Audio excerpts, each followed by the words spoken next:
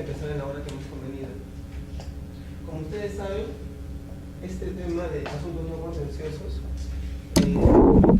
es muy interesante en la medida que nos permite a nosotros poder introducirnos a lo que implica el derecho, no solamente notarial, sino registral o incluso judicial.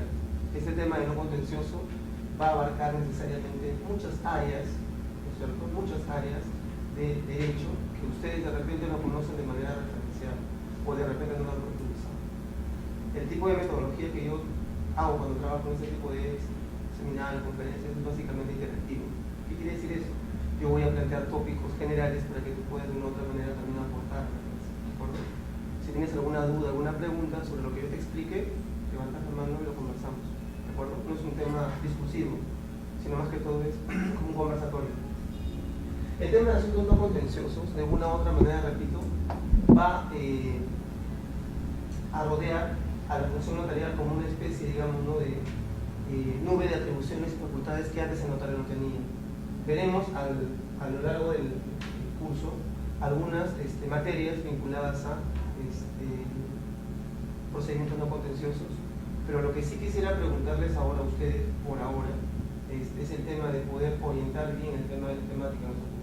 Está programado el tema de rectificación de partidas, obligaciones, ¿no es cierto?, en relación a obligaciones de Junta General, las convocatorias, ¿no es cierto? Está programado, está estructurado de esa manera, pero los asuntos no contenciosos, que hoy día vas a aprender eso, implica más que esas materias. Entonces, para poderte darte a ti lo que tú más o menos estás interesado en ver, yo lo que necesitaría, obviamente reunir un grupo mayor, pero te planteo ya la idea, es que orientemos temáticamente qué es lo que más de repente podemos trabajar en las 3 sesiones que tenemos. Tú sabes que 2 horas se pasan volando, así que la idea es puntualizar y tratar de darte tópicos para que puedas, entre comillas, entender mejor cada rama.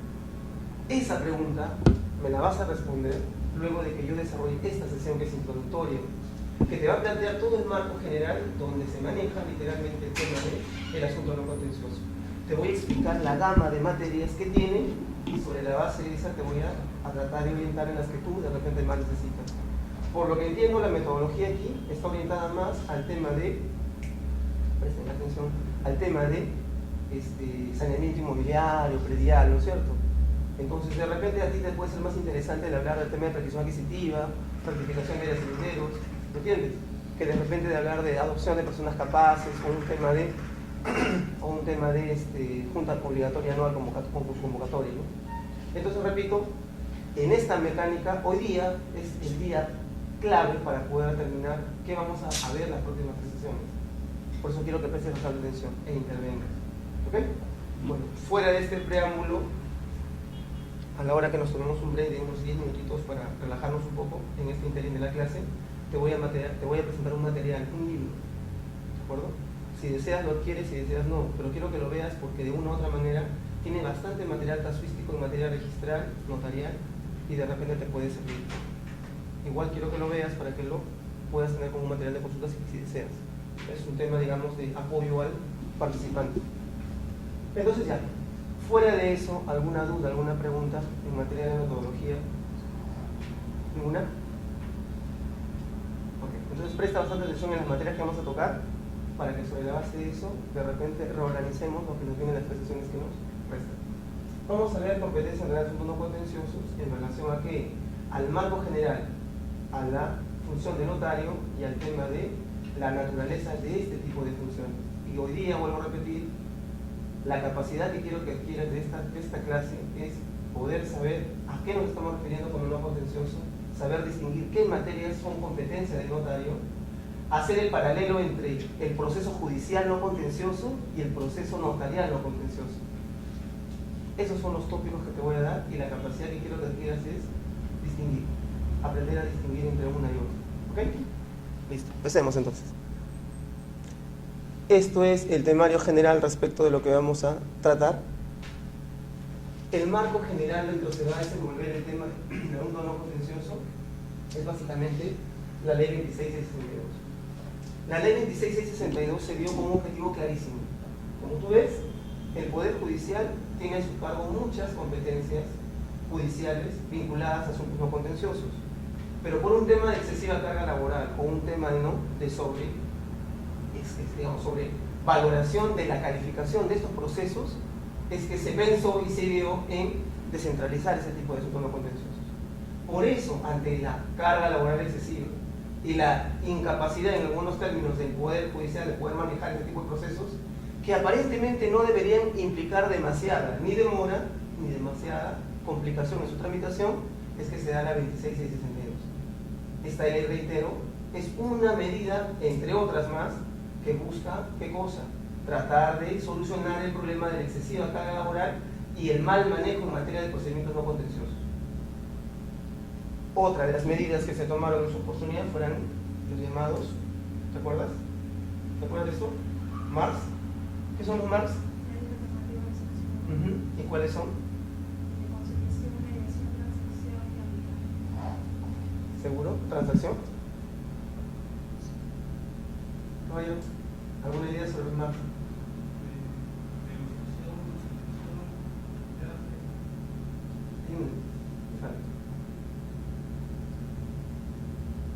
¿Te acordarás? Esa es la idea de nuestro curso. El tema de lo notarial o registral, te digo, como un marco general, de parte mía va a ser así al menos, te va a invitar a rebuscar un montón de cosas que has aprendido antes, porque el derecho registral, y no es más que el notarial, articula todas las ramas del derecho civil patrimonial. El mar, por ejemplo, está metido ahí. ¿Era transacción? ¿O será la negociación? No, negociación, la transacción es en realidad. Cuidado. La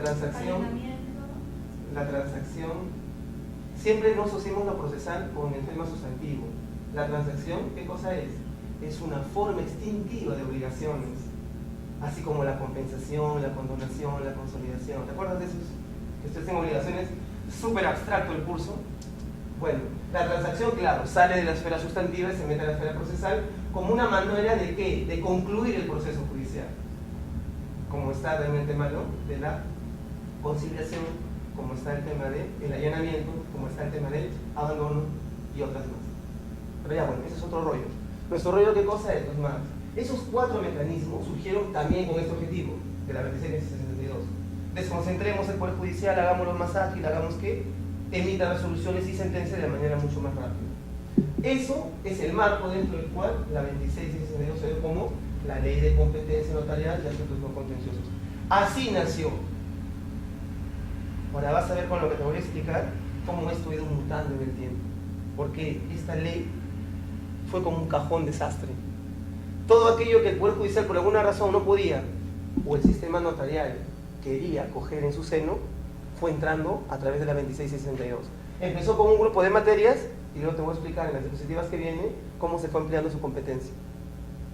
Al punto que ahora, por ejemplo, se está debatiendo si el otorgamiento de escritura pública, que es un procedimiento, por eso un procedimiento que implica un procedimiento como oposición, también podría ser sacada de la esfera del Poder Judicial y meterse a la esfera notarial. Evaluaremos si deseas en su momento si en verdad es conveniente o no, o qué problemas hay. Pero ya es otra manera. Y tú sabes ahora, la reciente Unión Solidaria también tiene como tamizal notario. Conclusión, si tú te das cuenta, la tendencia ¿a dónde va? Es que la función notarial contenciosa, obviamente no contenciosa, siempre caiga en su fuero y crezca más y más función. Ahora la gran pregunta es, y tú lo sabes bien, ¿tendremos la cantidad de notarios como para poder hacer esta labor similar a la del Poder Judicial?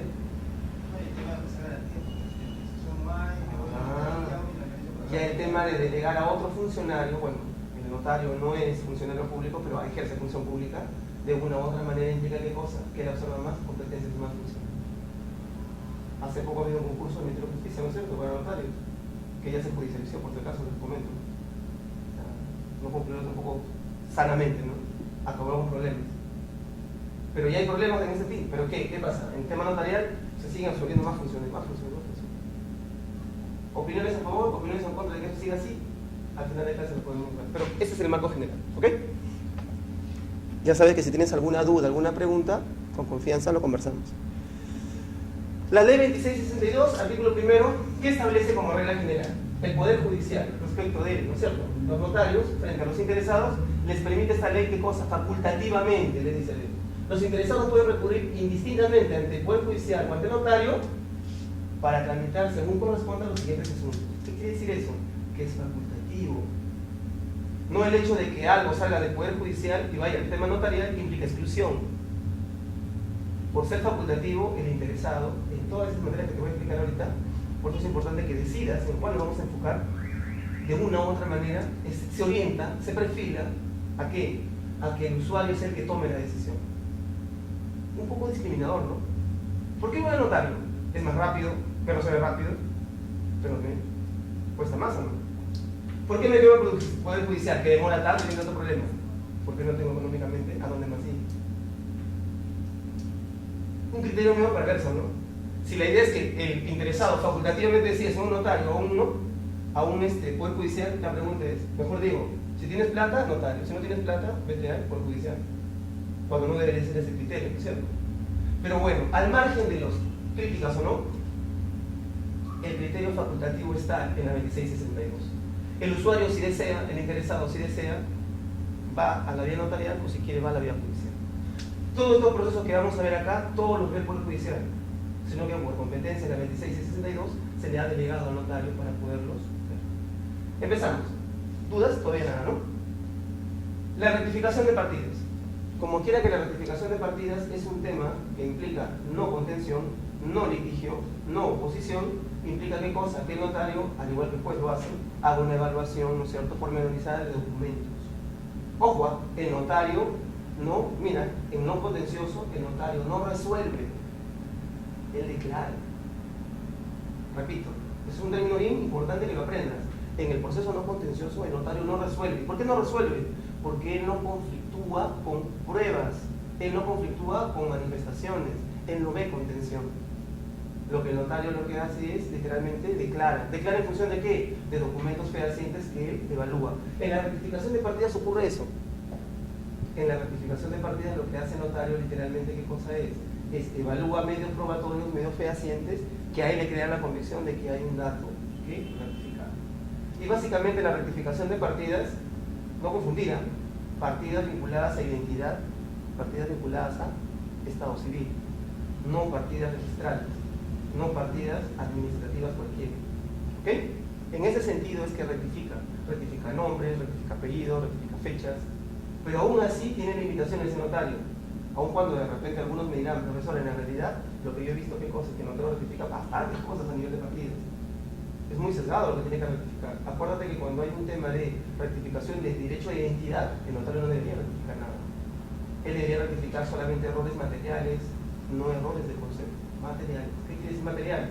Una letra mal puesta, un documento que tiene una fecha, entre comillas, mal cocinada, cosas por el estilo. Rectificación de partidas. ¿Ok? Ahora, sobre eso hay toda una casuística. Hay toda una casuística. El tema de rectificar identidad. Mira, no te olvides, el derecho a la identidad tiene dos dimensiones. Una estática y una dinámica. A nivel de doctrina, ¿qué es lo que el notario puede rectificar? Como lo haría también un registrador civil en sede de RENIEC. Hay una gama inmensa. Y para nuestra mala suerte, en rectificación de partidas se asocia también al tema judicial. Porque como ellos también rectifican, los jueces también tienen criterios determinados para rectificar partidas. Pese a que son no contenciosos, ¿eh? Casi siempre los jueces que ven no contencioso se reservan el fallo y lo derivan a un juez civil para que de una u otra manera evalúe mediante un procedimiento con contención el tener una rectificación de partidas. Reitero, hay bastante casuística, es bastante delicado, pero bueno, es un tema más que el notario puede ver. En el entendido que la rectificación implica errores materiales. Adopción de personas capaces. Esa es otra materia que el notario también ve. Bajo su fuero, él puede tranquilamente recibir, bajo no contención, a un mayor capaz de querer ser adoptado. Acuérdate que la adopción es una institución del amparo familiar, como es la tutela, la curatela, la patria, ¿no es cierto? Porque está el tema del patrimonio familiar, también está la adopción como una figura de amparo familiar. Bueno, aquí se le permite al notario, de una u otra manera, intervenir por la situación de la mayoría de edad. ¿De acuerdo? Pregunta, chicos. ¿Cuándo una persona es capaz? ¿Cuándo se adquiere la capacidad de ejercicio?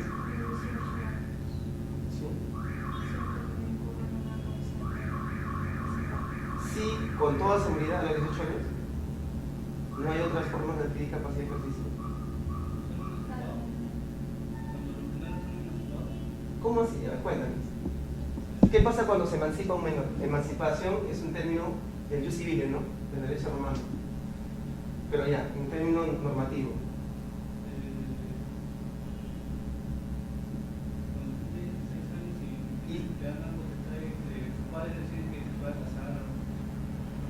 Que deciden que se pueda casar o le dan la autorización para que se case. Cosa muy distinta, ¿no es cierto? El menor de 16 que se casa, automáticamente se emancipa, adquiere capacidad de ejercicio. ¿Qué más? ¿Qué más hay? Importante para distinguirlo de este señor, pues, de una persona capaz que mayor de 18 años va tranquilamente y quiere que lo adopten. Va el adoptante, va el adoptado y el notario lo acepta. Pero otra más de capacidad. ¿Cuándo más podría pasar? Cuando realiza un oficio, una profesión que le permite dar su independencia económica, ¿no es cierto? Pero eso es mínimo a partir de qué edad.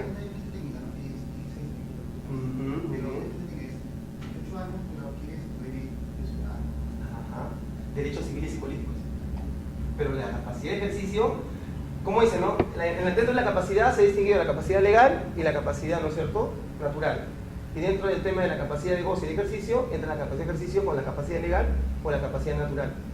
Puede ser un menor de 15 años y supermaduro, pero esa no es jurídicamente no relevante. La capacidad legal, como dice su compañero, 18 años, pero es una regla con excepción. Como por ejemplo esta, ¿no? La de la hora no tiene exactamente la relevancia jurídica, simplemente la ley, si bien no otorga facultades de ejercicio, pero estas son limitadas, igual que la mujer. Ok, podría entonces decir, señorita, lo siguiente: la capacidad de ejercicio no es absoluta. ¿Por qué? Porque admite excepciones. Y admitiendo excepciones, incluso la capacidad de ejercicio se relativiza en cuanto a atribuciones. ¿Se acuerdan la madre que está embarazada y da luz? Ok, ¿solo para qué? El tema de alimentos y el reconocimiento. Vamos a ir recordando, ¿ah? Así que ya a la próxima clase ponte a repasar, porque te voy a estar preguntando. Patrimonio familiar. Patrimonio familiar, otra materia que notario tranquilamente puede ver como no contencioso. Sobre el patrimonio familiar también la casuística es abundante. ¿En qué sentido? ¿Cómo la constituyes? ¿En qué circunstancias? Este tema de amparo familiar es demasiado subjetivo. El Código Civil ha regulado elementos que te permiten a ti constituir un patrimonio familiar, pero no necesariamente te dice cómo. Y aquí entra la casuística. ¿Qué es el patrimonio familiar? Maestro, ¿qué es el patrimonio familiar? ¿Te acordarás?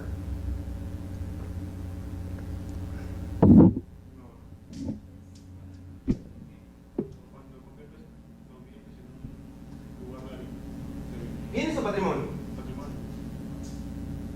¿Seguro?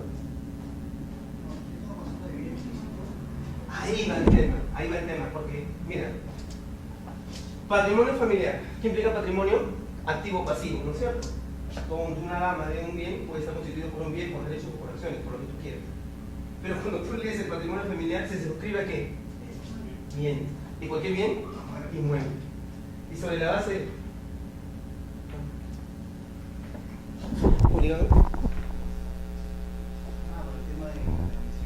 Uy, recién empezó la clase. Buenos días. Bueno, escuchen, de una u otra manera, el tema de el patrimonio familiar no parte por un concepto general de patrimonio, sino de afectación de bienes. Es como que yo le constituyera una carga al bien. ¿No es cierto? ¿Te acuerdas de carga y gravamen? No voy a preguntar la diferencia, ¿no? Pues sí sabes. Carga y gravamen, la diferencia. Ya, lo dejo pensando, ahí lo voy a preguntar, ¿ya? Lo cargas al bien de tal manera, ¿qué cosa? De que este no pueda ser, entre comillas, embargado, ¿no es cierto? Transferido, enajenado. Y en ese sentido, el patrimonio familiar termina siendo simplemente, ¿qué cosa? La constitución de una carga o un gravamen. Y punto. Pero claro, constituido en favor de un beneficiario. No cualquiera está legitimado para ser beneficiario de un patrimonio familiar. Incluso sabes también que el patrimonio familiar en ese sentido lo puede constituir sobre un bien social o un bien propio. O sea, no necesariamente estamos ante una situación que implique que lo constituyas para una situación, ¿no es cierto?, libre. Hay restricciones que limitan ese patrimonio familiar. Es más, en algunos casos, cuando es un menor, el notario, para constituir el patrimonio familiar, requiere la autorización del Consejo de Familia.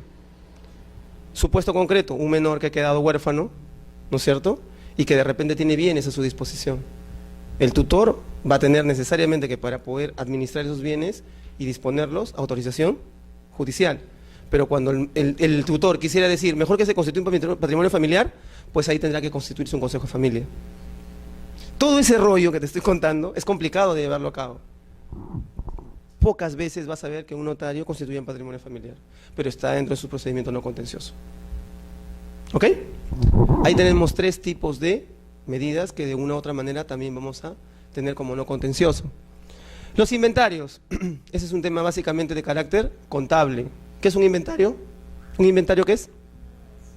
Una evaluación, valoración, relación. ¿Sí? ¿Ese es un inventario? ¿El notario solamente hace una relación de 20 carpetas? ¿Qué certifica? ¿Sí? Eso.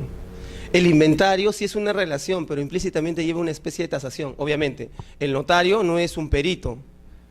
Si yo digo que estoy inventariando una silla, ¿tendrá algún valor? Lo que me interesa es saber esta silla, ¿cuánto vale? Porque el inventario de una u otra manera, si bien es cierto, le da al notario la posibilidad de solamente hacer una, ¿no?, descriptivamente una relación de cosas, lo importante, si es que se puede hacer, en el sentido de que el notario está en su discrecionalidad hacerlo, es valorizar los bienes. Porque además, escúchate, el inventario parte por una fecha cierta y nos conviene, como práctica, que el inventario conlleve una valorización. Por lo menos, así como cuando hace una constitución de sociedad, valoriza los bienes muebles que aporta, ¿sí o no? Y para eso no buscas a un contador público colegiado o a un perito tasador. Tú mismo haces la constatación. Por eso les digo, como una recomendación, cuando se instituya un tema de inventario, que el notario haga una valoración referencial.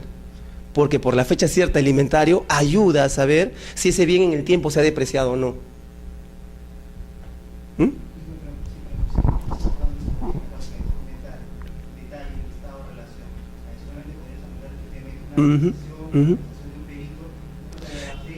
Exacto. Uy, sería excelente. Si tú ya te consigues un perito tasador que haga eso, mejor.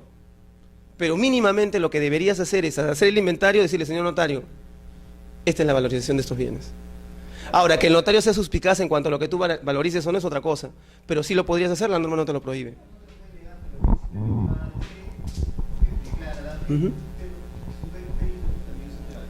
Claro, pues, ¿no? ¿Me entienden o no? ¿Por qué? Por la fecha cierta del inventario. De una u otra manera, la fecha cierta del inventario lo que hace, ¿qué cosa es? Es que se tenga en cuenta en esa fecha cuánto valía el bien o cuánto yo consideraba que tenía en evaluación económica. Imagínate, mira la implicancia de esto que parece inventario. ¿Para qué nos sirve? Cuidado, algo más inmediato que un seguro, porque no todos tenemos seguros. Imaginémonos una separación de patrimonios.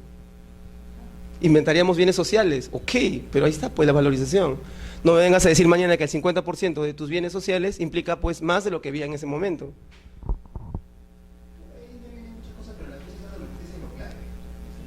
Pero la valorización, no olvides, ayuda mucho. La idea de este curso es que sea teórico práctico, ¿no? Nada, te van a ir a leerte la norma, pues la idea es que aprendamos todos juntos. Comprobación de testamentos. Ese es otro gran tema. ¿Por qué comprobación de testamentos? Porque de una u otra manera tú sabes que algunos testamentos tienen que ser corroborados. Y esto es algo bien delicado. Honestamente, para mi gusto, yo no hubiese deseado que los notarios vean este tema. Porque es bien delicado comprobar un testamento. ¿No es cierto? ¿Qué testamentos hay que comprobar? ¿El hológrafo?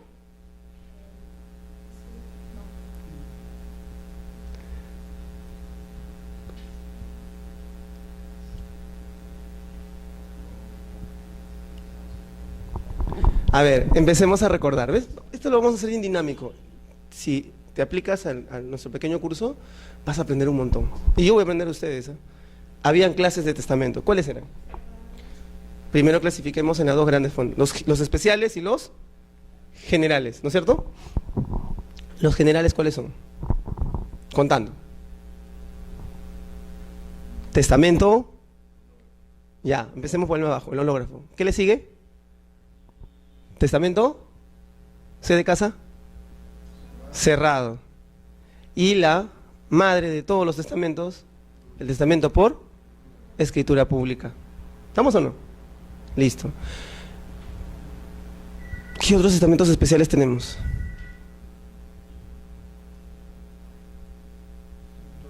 Aire, mar y tierra, ¿te acuerdas? Marítimos, militares y...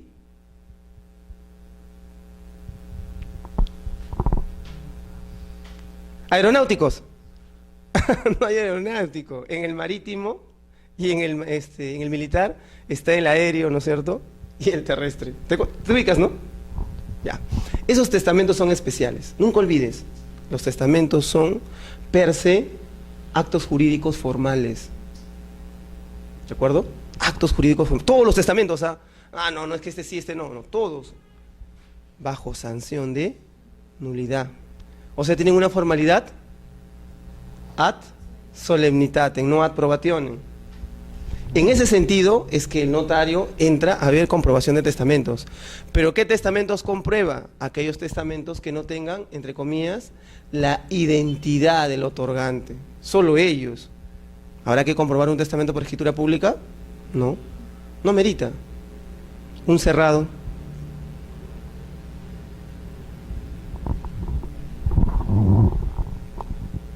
Pregunto, ¿no? ¿Un testamento cerrado requerirá comprobación? Si decimos que el testamento, en cuanto a su comprobación, lo que requiere es verificar la identidad del otorgante, ¿en el testamento cerrado está identificado el otorgante, sí o no?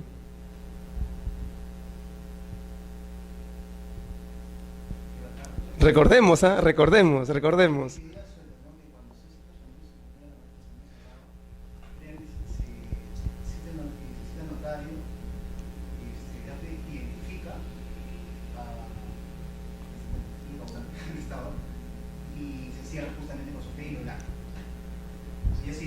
Incluso tan formales que dos testigos mayores de edad que no sean familiares vinculados a él, ¿no es cierto?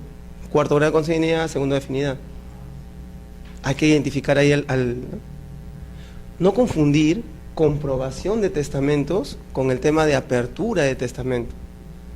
El testamento se apertura ante la muerte del causante. Ahora, ¿dónde está en el cerrado el que el notario intervenga? Claro, en el contenido, pues. Porque él lacró la identidad, yo sé que es de él, pero comprobemos pues que eso que estaba dentro era su letra de él. Debes presumir porque la ley te lo dice, pero eso ya es un tema ya que no va con la identidad, ¿de acuerdo? En el testamento cerrado la identidad está plenamente identificada. Sabe que Juan Pérez fue el que otorgó el testamento en tal fecha ante dos testigos. Que diga es otra cosa. ¿Estamos o no? Lo que no ocurre en el testamento hológrafo. Ahí sí hay que pasar por una confrontación de identidad, que no la hay. Ya para acabar esta parte, ¿cuáles son los requisitos para el testamento hológrafo? Por si alguna vez se te ocurre hacer eso, que no deberías, pero si se te ocurriese, ¿te acuerdan? Tiene que estar redactado de puño y letra por el testador.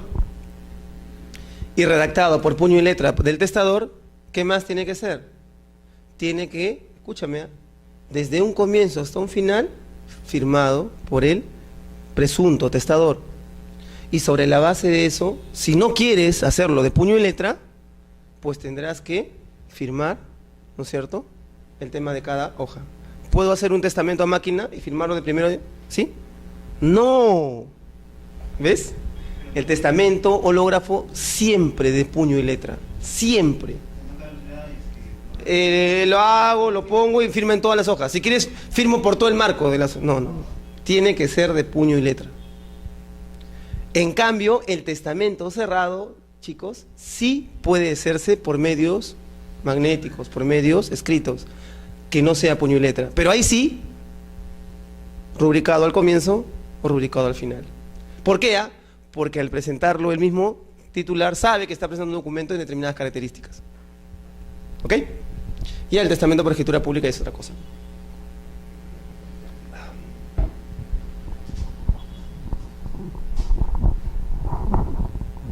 Ya. La sucesión intestada, no contencioso. Aquí, miren, esta pequeña diapositiva nos va a llevar a hablar de un montón de cosas y vas a recordar un montón de otras. Y te tiene que servir, vuelvo a repetir, hago el hincapié, 4, 5, 6 que vengan, que tenemos que decidir para las 3 sesiones qué vamos a trabajar. ¿De acuerdo? Así que tenemos que dar un consenso ahí.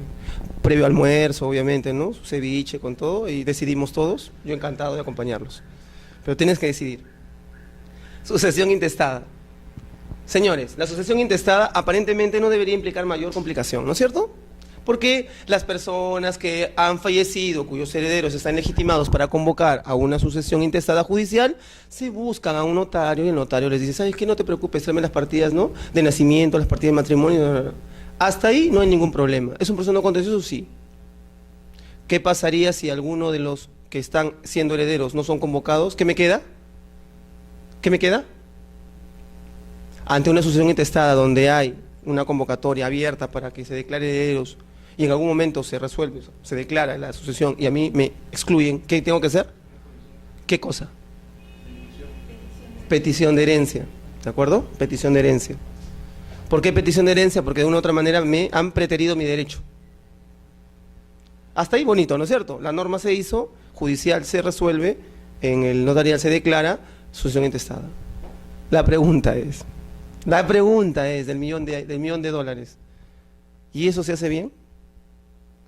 ¿Cuánto más de una vez has visto una sucesión intestada con un miembro, un solo heredero? ¿Qué hacemos en ese caso? Vete por tu vía judicial, petición de herencia. ¿Pero resolvió el problema? No, ya lo judicializaste. Es más, siendo judicial, de una u otra manera se declara a uno solo o a 2 herederos.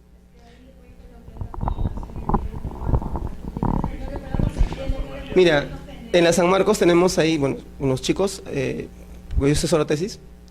Hay una tesis bien bonita que se está trabajando, ojalá que lo llegue a culminar, no se desanime. Está evaluando el tema de los sistemas de publicidad. ¿Publicidad de qué tipo? Judicial. ¿En verdad, señores, publicar en el peruano nos garantiza algo? O más bien yo podría utilizar y decir, mira, mi hipótesis para un trabajo de investigación, en relación a sucesión intestada, por si acaso, no me estoy alejando del curso, estoy dictando el curso.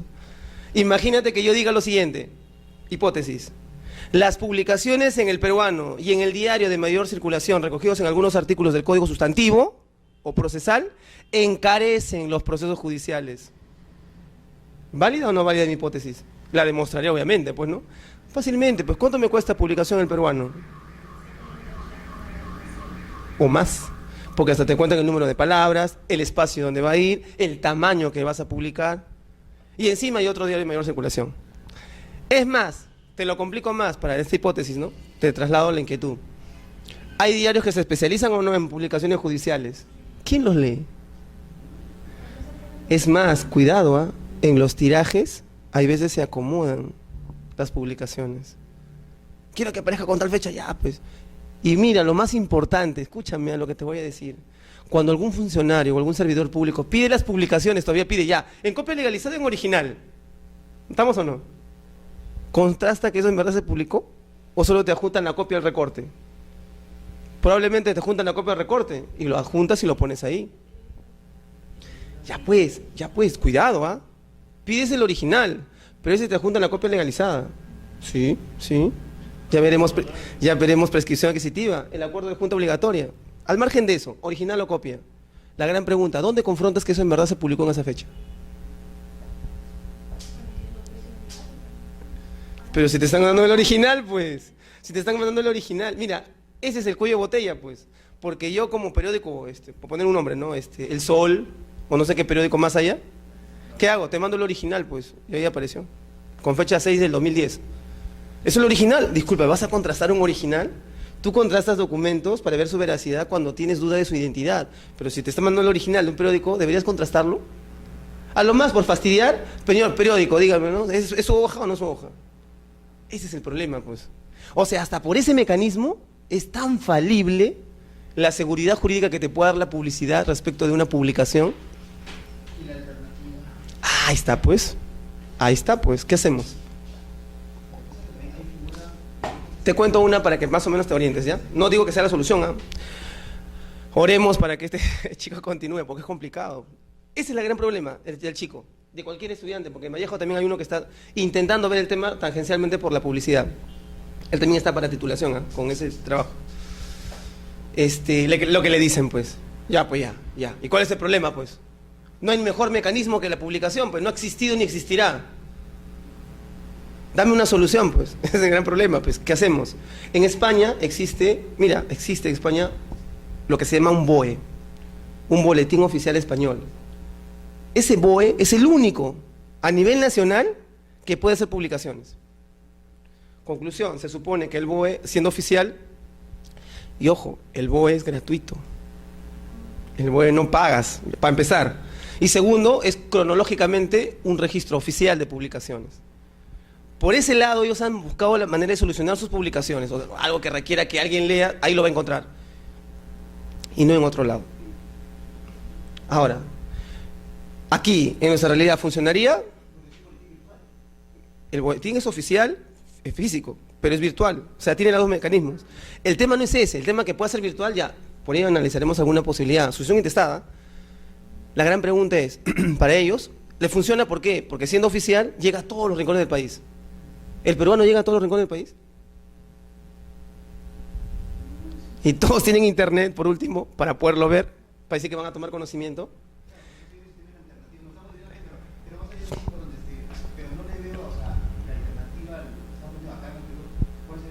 Hay que pensar. O sea, tenemos ahora medios magnéticos, virtuales, habrá algún tipo de repente de mecanismo de notificación. Algo bonito que surgió, digo, ¿no? Porque el tema es qué cosa. Mira, el tema qué cosa es. Hay que trabajar acá de la mano de varios lados. Porque no es que publique para que todo el mundo se entere. Presunción legal, como lo hay en la publicidad registral. Posibilidad de conocimiento. No estoy pidiendo que se conozca, sino que haya la posibilidad de conocer. Y termino con esto. Y el gran problema es, el mecanismo de publicidad, periódico peruano, ¿en verdad es un mecanismo con posibilidad de ser conocido? Si tu respuesta es sí, ya no tengo más argumento que dar. Pero si la respuesta es no, entonces ahí empieza la duda. Hay que buscar otro medio.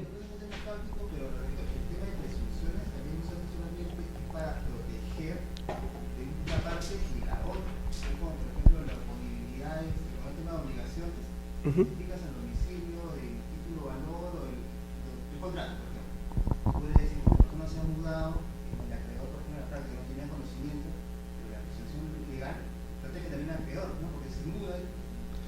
Sí, pero hay una diferencia en lo que tú dices y no resiste análisis. Cuando es una relación interpartes, lo mínimo que yo puedo hacer es notificar en tu domicilio. Que te hayas mudado no es un problema ya de negligencia o diligencia jurídica. Pero aquí estamos hablando de una publicación oponible a todos los terceros. Cuando hacemos la sucesión intestada, ¿qué busca el notario? ¿Qué busca el juez? Que todos los terceros, no estamos diciendo, o por último modifiquemos la norma y digamos que, oye, notifica solamente los domicilios de cada uno de los presuntos herederos. Pero el registro público publicita también. ¿Ah? El registro público también publicita la ejecución preventiva de sucesión. Claro, lo que tú quieras. Pero la gran pregunta, y yo te hablo de dentro, porque de registros públicos, ¿no? ¿No es un sistema interconectado a nivel nacional? Que no te cuenten cuentos, ¿eh? Se tiende a eso, pero las oficinas registrales están en cada lugarcito y hay lugares donde no llegan.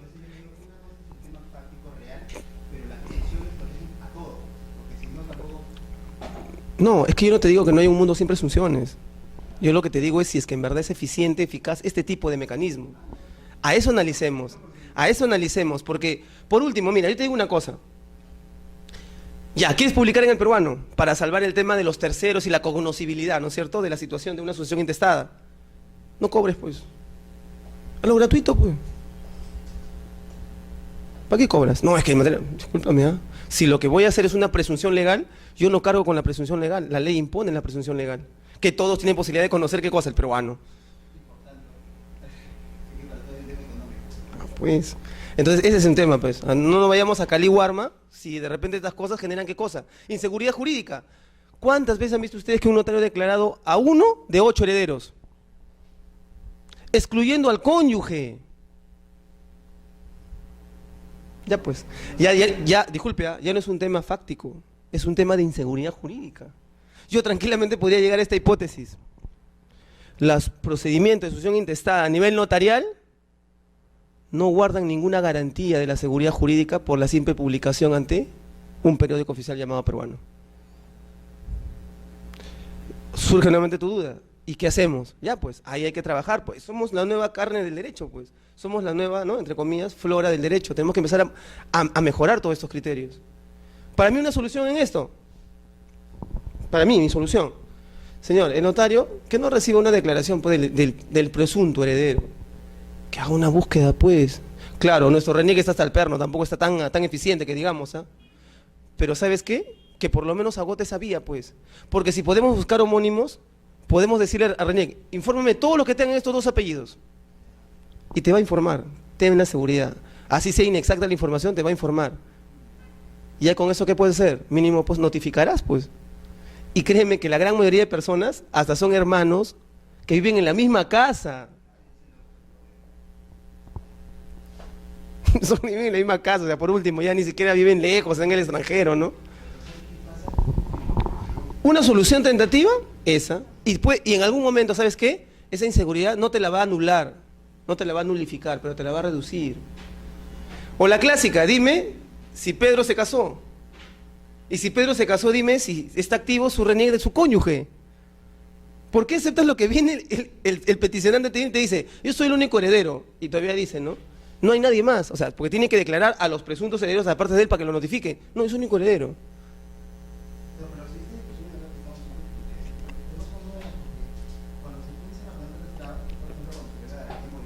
¿Ya?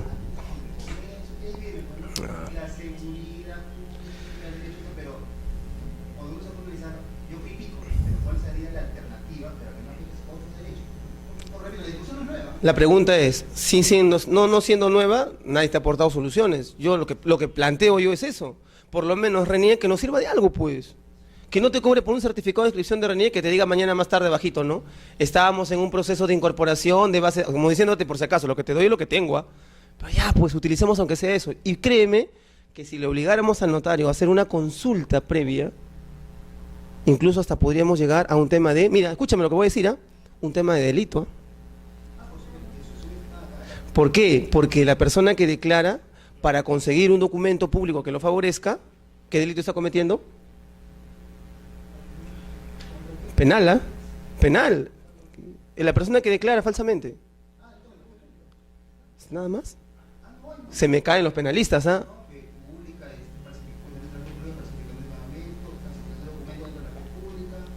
No la chuntas todavía, ¿eh? Sigues en el tipo genérico, y aquí es un tipo específico. Estás yendo con documentación, la que dice el código, ¿no? Penal, declaración o documentación que no corresponde para acceder a un derecho de parte del Estado. Ya no es que yo presente un documento falso a cualquier lado. Estás ante alguien del Estado. En cierto modo, dijimos, ¿qué es el notario? Es un abogado, ¿no es cierto?, profesional de derecho, que no es funcionario público, pero ejerce función pública. Falsedad ideológica. Y la pena es mayor. No es que yo vaya a la tienda y diga, él es mi hermano, y aquí está su partida, y la tienda te ve, como son hermanos le doy más barato. Ahí hay un tema claro de documentación falsa. Fe pública, claro, se está atentando, porque es una fe, ¿no es cierto?, que está desvirtuada. Pero cuando llevas al Estado y tramitas cosas para obtener con esa documentación, ya la cosa cambia ya.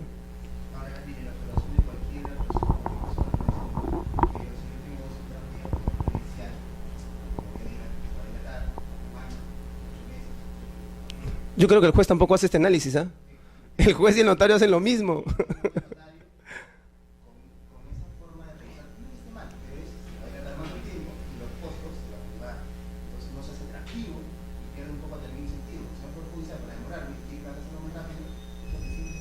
No, es que te equivocas, porque en el Poder Judicial, vuelvo a repetir, como su compañero asiente, ¿no? Hacen el mismo proceso, lo hacen igual, en el sentido de que no consultan a nadie.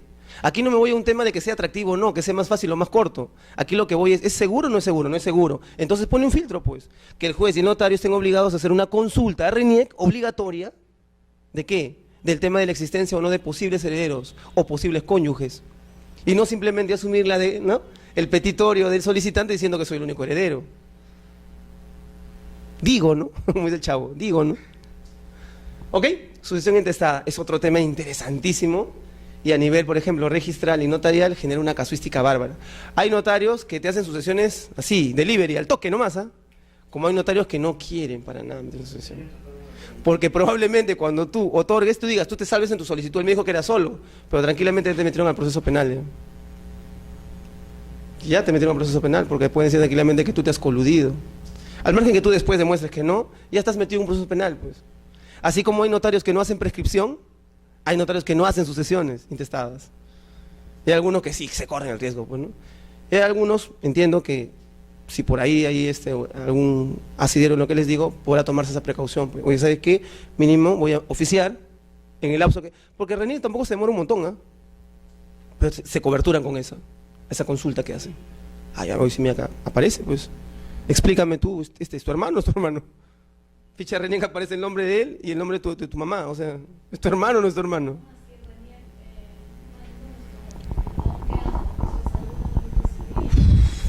Mi trabajo de tesis para maestría fue eso, el tema del Estado Civil. Me fui a 3 departamentos, ¿eh? Ayacucho, Junín y me fui a Purímac. En los 3 hice mi trabajo de campo para San Marcos. Y en los 3 me traje así de partidas, casadas, no registradas en RENIEC. Bigamia por todos lados. Incluso chapé de un tío mío, ¿eh? Porque fui al pueblo de mi señor padre que está vivo a buscar el registro civil, y los registradores allá de pena, para dar pena. Ese es nuestro registro. ¿Y sabes qué es lo curioso? Que el RENIEC es el primo hermano de registros públicos, SUNAR, porque ambos son registros públicos. De acá a 2 sesiones te voy a traer un material del último libro que he sacado sobre SUNAR y RENIEC, para que veas un contraste de técnicas, principios y procedimientos registrales. Son hermanos, nacidos de la misma madre, registros públicos, ambos, y funcionan totalmente distintos. Por ahí que uno que otro principio se filtra, pero el procedimiento son distintos. Y yo me entiendo, ¿y por qué trabajan distintos si los dos dan fe pública registral, tienen que dar todo el tema de legitimación? ¿Por qué? Ah? Uno es una superintendencia, el otro es una dirección general, ¿no? O RENIEC es simplemente un jefe y su organigrama. El otro es una superintendencia con directores. Hace poco también ya SUNAR se modernizó. Ahora ya no hay gerentes, ahora hay directores, para variar. Pero bueno, ojalá que funcione, ¿no? Porque al final orgánicamente tiene que darnos algún resultado. Pero mira, te digo, estos procedimientos, ahí están, pues. Cuando hacen, por ejemplo, una sucesión intestada judicial, ¿qué hace el juez? Parte judicial para RENIEC, parte judicial para registros públicos. Y lo peor, ¿quién la diligencia? El interesado. Tienes que inscribir 2 veces en 2 registros que son públicos y encima tienes la ventaja de si que yo no le inscribo, ¿eh? Y lo dejo ahí a mi papá, a mi mamá, como que está activa, pues. Esas son las falencias. Ahora tú dirás, no, pero doctor, en Lima los hospitales remiten, pues, no los certificados de función y todo lo demás. Sí, pues, pero eso es Lima, pues. Provincias. Y si falleció en la casa, y si fue un médico el que dio la constancia, ¿no?, de su certificado de función. Hay mucho que hacer, señores, en materia registral, mucho. Y si les gusta este curso y en general cualquier materia vinculada a esta, profundicen. Necesitamos nueva generación. Ya los maestros con los que hemos aprendido ya han cumplido un ciclo. Ya. Necesitamos más cosas. La dinámica ahora está mucho más ágil y hay más información que contrastar. ¿Ok? Separación convencional y divorcio ulterior. Miren, 29227. ¿No contencioso cuál era? 26662. Empezamos a sumarle cosas. Y así vamos a seguir, sumándole cosas al asunto no contencioso. El notario se va volviendo cada vez un semidios en la tierra, pues, ¿no? Más cosas, más cosas, más cosas. Ahí viene lo que usted decía, ¿no? Y en verdad estarán al nivel, ¿no?, como para hacer estas cosas. Porque esa es otra curiosidad que yo he encontrado en nuestra fauna jurídica a nivel administrativa, notarial registral. Los notarios no hacen todo, ¿eh? Hay notarios que no hacen todo. Es más, la mayoría hacen algo. O sea, todo esto debería... Yo voy a una notaría, yo todo eso debería encontrarlo. Porque la ley les faculta, si yo lo pido, a que lo haga. ¿Por qué cuando voy de repente a pedir, no sé, un patrimonio familiar, el notario me dice, no, eso no lo vemos acá. No lo vemos. ¿A qué se especializa por negocio? El gran problema es ese. Estamos atacando la 1049, ¿eh? La ley del notariado. Como naturaleza jurídica, ¿cuál es? Por cada 50.000 habitantes, 2 notarios. Y por cada 50.000 más, un notario adicional. ¿Qué tal? Ventanilla. Ventanilla, Callao. Ventanilla tiene alrededor de aproximadamente 80.000 habitantes. 2 notarios. 2 notarios. Y así como San Juan de Lurigancho, así como Coma, Los Olivos, es emergente. Porque sabemos que el INEI tampoco es ¿no? Para ver el tema de población, ¿no? Pero hay más, solo que ellos han tabulado de acuerdo a sus propios cánones, ¿no? De trabajo. Ese es el problema, pues. Más funciones, más capacidad. A nosotros nos llegaban en un momento registros públicos. Cuando estaba trabajando ahí, nos llegaba incluso partes notariales a máquina de escribir, de notarios de provincia. Aquí no me aguara el guacho. Alguno por ahí ya máquina eléctrica. Máquina eléctrica. Yo no sé, pues, ya es un tema de inversión, es un tema de que hasta ahí nomás llegó, sabe Dios que haya sido. Pero vuelvo a repetir, pues, le asumimos más funciones, pero no abrimos el campo para más notarios y no abrimos la posibilidad para más, ¿no es cierto?, capacidad y competitividad, porque eso es lo que interesa. Hace poco viste ese caso, ¿no?, que salió de la SUNAT. Había un caso de falsificación de documentos. Sí, había habido. Salió en el comercio, todavía una hoja completa. Triste, ¿no? Hasta la cara de mi amigo lo pusieron ahí, colega amigo, registrador. Y con eso toda una mafia, pues, una asociación inglesa para delinquir. Y por ahí también saltó un notario. Cosas como esas, señores, por eso digo, tiene que ir de la mano, ¿qué cosa? El tema de las competencias con el tema de la situación expresamente de las competencias que asumes y la capacidad de manejo. Separación convencional y divorcio ulterior, como digo, bajo la 29227 se incorporó. Ahora se habla ya de una separación convencional y divorcio corto, ¿no? Corto, breve. ¿Te acordarás cómo es? ¿Cuánto es el plazo para poderse separar? ¿2 años? ¿Seguros? Plazo. Plazo. No, para lograr esto, separación convencional y divorcio ulterior. Y esto generó un montón de polémica con los notarios, porque los notarios obviamente felices de recibirlo, pero al día siguiente, o pasado un tiempo determinado, por decir un día siguiente, pasó un tiempo determinado, y las municipalidades también dijeron, ¿y por qué yo no puedo separar? Y apareció la separación convencional y divorcio ulterior en sede administrativo municipal. Uy, esto les ardeó, porque ellos tenían pues el monopolio de esto, en cierto modo, ¿no? Monopolio en sentido positivo, ¿no? Porque ¿para qué vas a ir por el judicial y demorarte tanto? Vete al notario, paga un poquito más y ya, pues, ¿no? Pero aparecieron los alcaldes, pues. San Borja, Miraflores, corriendo. ¿Qué es lo único que tienes que hacer? Cámbiate de domicilio, pues, para que tenga competencia, porque ellos no pueden salir de su municipio. Es a nivel nacional, sino que cada municipio lo va incorporando, lo va manejando. Pero ya salió del fuero, pues. 6 meses, señores, 6 meses. A eso le llaman ahora la separación convencional y divorcio ulterior corto. Antes era 2 años. 6 meses ahora ya te puedes, siempre y cuando sea caballero. Claro.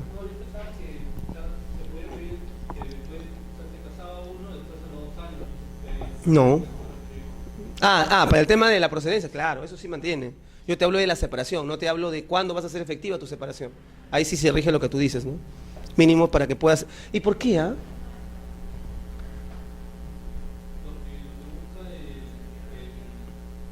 Me casé y a los 6 meses me di cuenta, pues, que ya no quiero estar contigo. ¿Cuál es el problema? En el amor no hay reglas, ¿sí o no?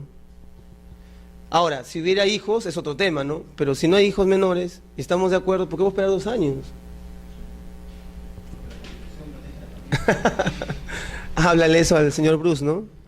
Y la Unión Solidaria. Como dijo Marta Chávez, ese es un mamarracho de la familia. Cosa de ella, ¿no? Separación convencional. Alguito tenemos en esa diapositiva que te han dado, alguito hay en la parte final sobre esto. Bueno, esto lo hacemos en dos sesiones, lo hacemos, en general, todo esto, ¿no? Pero yo te dejo el filtro como un ejemplo para que veas y compares el tema de la separación convencional y cuándo tienes que, por ejemplo, ejecutarla. Primero, tienes que tomar en cuenta 2, para que el notario suma competencia. El domicilio conyugal, ¿no es cierto? El domicilio conyugal o Mira, el domicilio donde te matricidaste. Ahí. Esos dos juegan. Y por esas vías es que el notario asume competencia. ¿Ok? Entonces, te aconsejo, cásate pues en Miraflores, San Isidro, ¿no? En Lince, ahora nos dio el talán. Porque ya te puedes tranquilamente en 6 meses ya, chau. Ni te vi ni me acuerdo. Separación comercial y divorcio ulterior. ¿Qué más? Reconocimiento de unión hecho. ¿Por qué ley? 29.560 también se incorporó. En cierto modo esto sí fue un golazo, ¿eh? Fue un golazo para los notarios porque ya está demostrado que la mayor cantidad de relaciones que existe actualmente, ¿qué cosa es? Son relaciones de convivencia, no son relaciones matrimoniales. Más bien el índice de matrimonios se está reduciendo, el que menos convive y el que menos no se casa. Pues entonces, obviamente, para alguien que convive, le conviene esto, ¿no? Reconocimiento de unión de hecho. Si es convencional, bueno, ya lo presionas a tu pareja también, pues, ¿no? O ya, no te quieres casar conmigo, pero mínimo, pues, reconoce nuestra unión, pues, ¿no? Por el tema más que todo patrimonial, ¿no? Claro, pero acuérdate que con el matrimonio viene más cosas que el simple hecho de lo patrimonial. Con la unión de hecho lo que existe es eso, ¿no? Y esto, tú sabes que esta 29.15 se modificó también, ¿no? Hace poco, haciendo ya que la conviviente que adquiera derechos hereditarios, ¿no es cierto? Yo digo, en el fondo, el matrimonio, o sea, con eso, con decirle eso nada más al matrimonio, ya lo patrimonial estaba coberturado con la convivencia, ¿no? Con la unión de hecho. Y agregarle el tema hereditario, ya le pusieron la estocada final al matrimonio. El que menos no le va a encontrar, salvo el tema de irte a tomar fotos, ¿no? Al olivar de San Isidro, bonito, ¿no? No vas a encontrar nada más jurídicamente interesante en el matrimonio. Salvo que digan, ¿no? Le preguntan a los hijos, ¿tus papás son casados o no? Ya, para evitar el roche, no, que somos unión de hecho. No creo, ¿no? Es por ahí.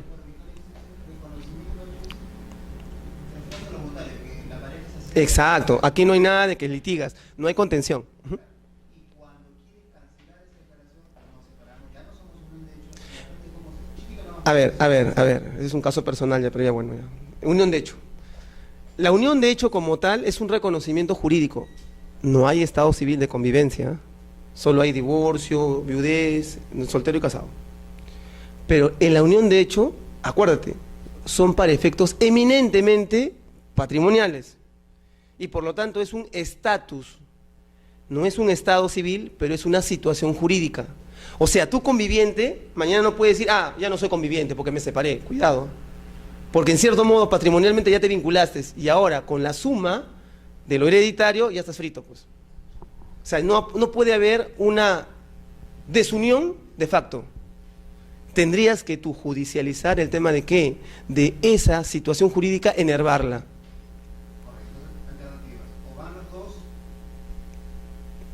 Para un reconocimiento o para un deshacer la unión. También o judicialmente. O judicialmente. Y el juez que evaluará ahí, igualito, el tema patrimonial, mira, qué bonito tu pregunta porque nos lleva a más cosas. Ya, al margen de la situación de cada uno de ustedes. No quiero meterme ahí.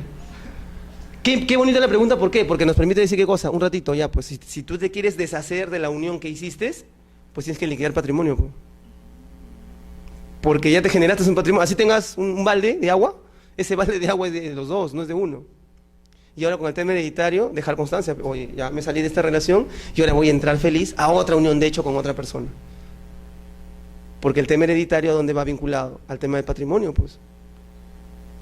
Así como un divorciado, ¿no es cierto? Te divorciaste, acabó el vínculo, y si mañana me vuelvo a casar, pregunta, ¿mi anterior ex esposa me va a heredar?